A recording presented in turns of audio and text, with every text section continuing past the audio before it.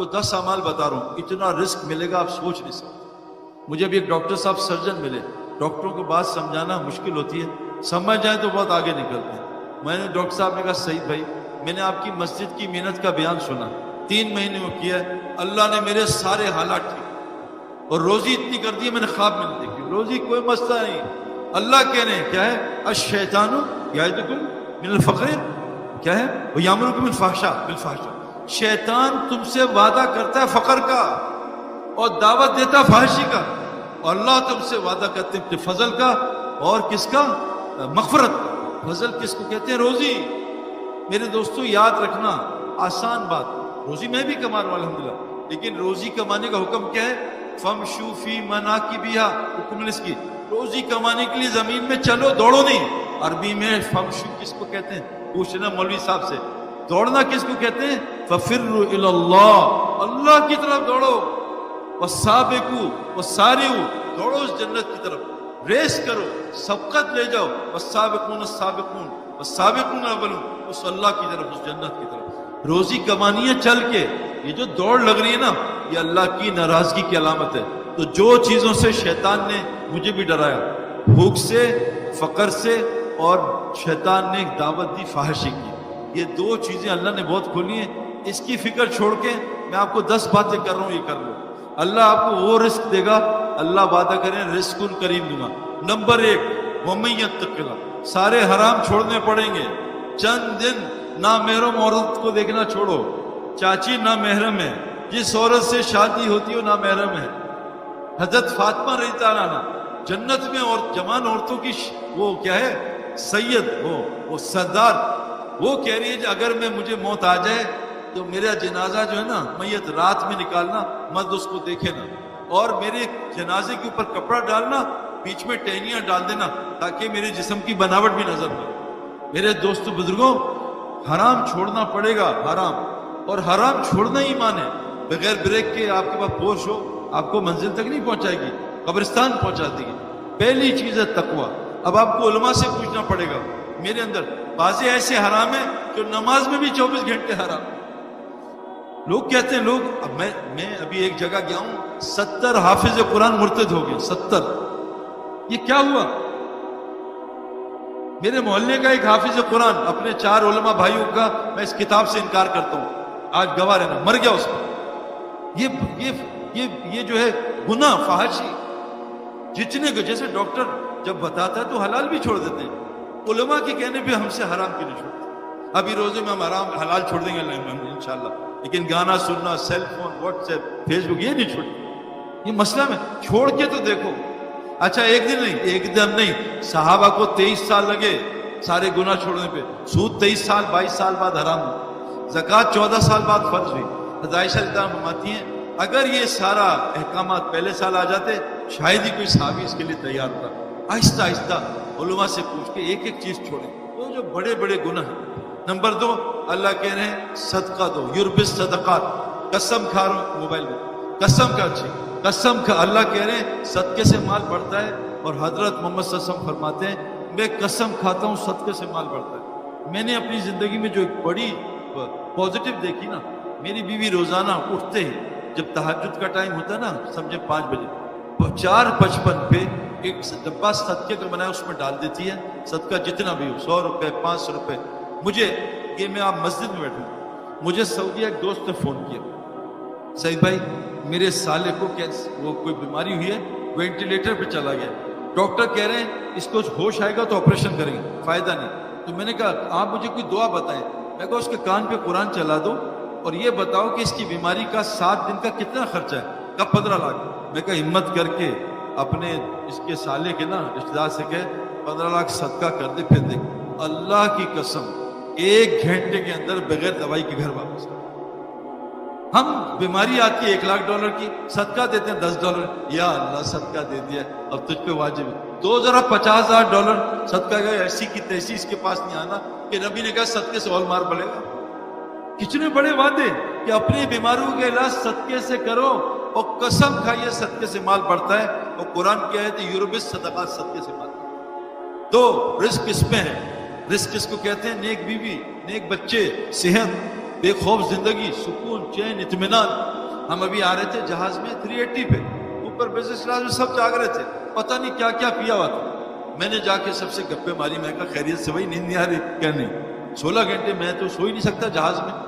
اور یہ لیٹے ہوئے بزنس کلاس، گدے لگائے، اوپر سٹارز ہیں اور سامنے سب کچھ ہے ان کے مطلب کا، لیکن نیند نہیں آ رہی. میں نے کہا brother come to Raiwind we'll take you from Karachi to Lahore on train and you see Pathan standing and sleeping. You can't sleep.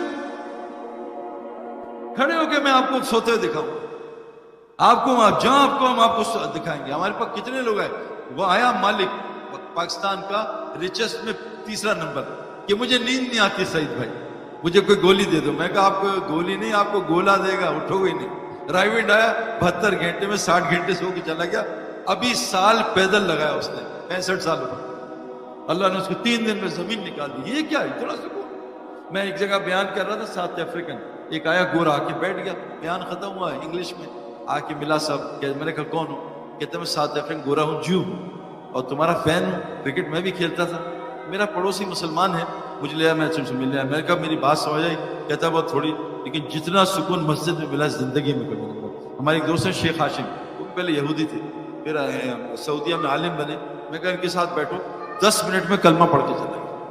مسجد میرے دوستوں مچھلی کی طرح ہمارے لیے بنی ہے، جیسے مچھلی بنی پانی کے لیے، ہم مسجد کے لیے بنے. اللہ فرماتی ہے ان اول بیت وضع للناس للذی ببکۃ مبارکہ ھدی للعالمین. پہلا گھر تمہاری جو بنا ہے نا، گھر تمہارا گھر وہ ہے کعبہ، مسجد المتقی کا گھر ہے. اللہ کہہ رہے ہیں انسانوں کا جو گھر بنا ہے کعبہ ہے. یہ پتہ آپ کا یہ جو گھر ہے یہ مسجد پہ بنا ہوا ہے. پوری زمین مسجد ہے اللہ کے نبی کے لیے. ہمارا گھر مسجد پہ بنا ہے، لیکن آج گھر ریسٹورنٹ بنا ہوا ہے، سینما گھر بنا ہے، ہوٹل بنا ہوا ہے، مسجد تو ہے نہیں. اسی تو حالات ٹھیک نہیں ہو رہے. تو میرے دوستوں کتنے اعمال ہو گئے. ہر حرام چھوڑنا ہے، پوچھ کے کوشش آج سے نیت کر لیں، صدقہ دینا ہے اور استغفار کرنا ہے اپنے گناہوں پہ. قرآن میں ہے اے نبی جب تک آپ ان میں موجود ہو یا بستی استغفار سے کرتی رہے گی اللہ کبھی عذاب نہیں. حدیث میں جس بستی میں 3 نیکیاں ہوتی ہیں، مساجد آباد ہوتی ہیں، آپس میں لوگ مسلمان محبت کرتے ہیں اور آخری رات میں استغفار کرتے ہیں، اس بستی پہ اللہ کبھی عذاب نہیں بھیجتا. استغفار کرو، استغفار سے روزی ملتی ہے. اللہ کہتے ہیں بیٹے دوں گا، مال دوں گا، بارشیں دوں گا، باغات دوں گا. چوتھی چیز اپنی نماز کو ٹھیک کرو. میں نے طارق جمیل صاحب سے پوچھا کہ آپ کب سے تبلیغ میں؟ کہا 40 سال ہو گئے.